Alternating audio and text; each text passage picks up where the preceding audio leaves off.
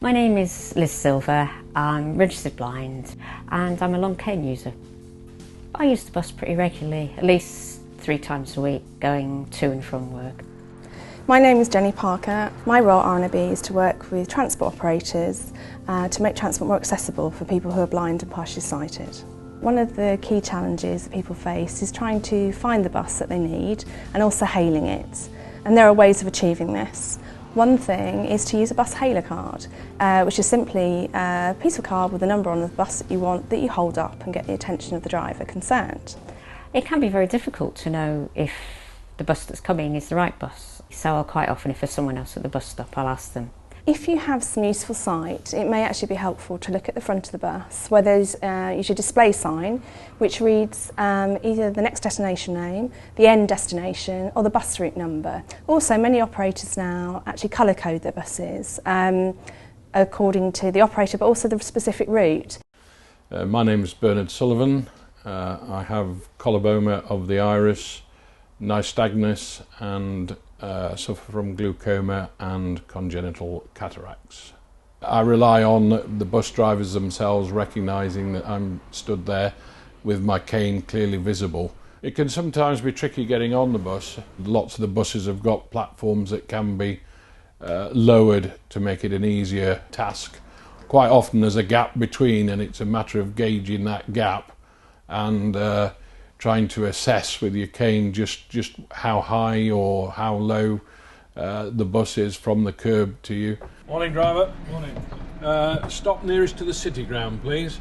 Or, of course, a fail-safe is to make sure when the bus pulls up that you just check with the driver before you board that it is the correct bus. It's worth being aware that there are various ways of paying for your journey.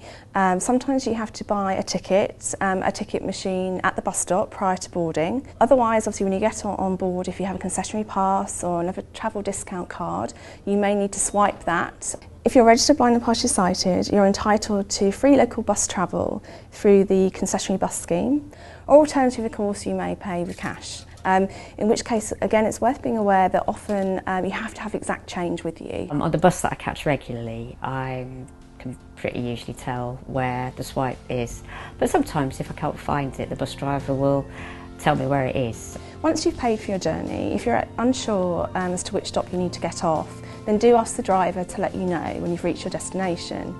However, just to say, it may be worth trying to sit near the front of the bus if you can, just so that the driver can still see you and that you'll actually hear him or her when they let you know that you've reached your destination. RNIB knows that bus travel is essential for getting out and about, but it can seem daunting for some blind or partially sighted people. We've made 4 films that will help you to get started or to be a more confident bus traveller. They show some tools which people may find useful when trying to travel by bus. We know, however, these are not appropriate for everyone, which is just one of the reasons why we are working with bus operators to improve their service, so that all blind and partially sighted people can travel safely and independently. If you'd like more information about travelling by bus or any other form of transport, visit rnib.org.uk/travel. RNIB, supporting blind and partially sighted people.